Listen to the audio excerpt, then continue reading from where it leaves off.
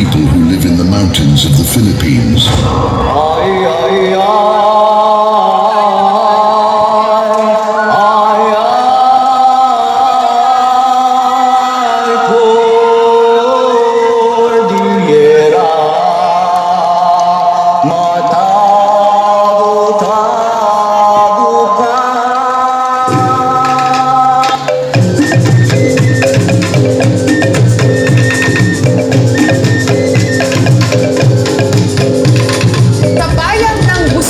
Sa probinsya ng Kalinga, naroon ang natatanging mambabato o traditional tattoo artist ng kanilang tribo, si Apo Wang Ed, na ngayon pinumungkahing hirangin bilang national artist.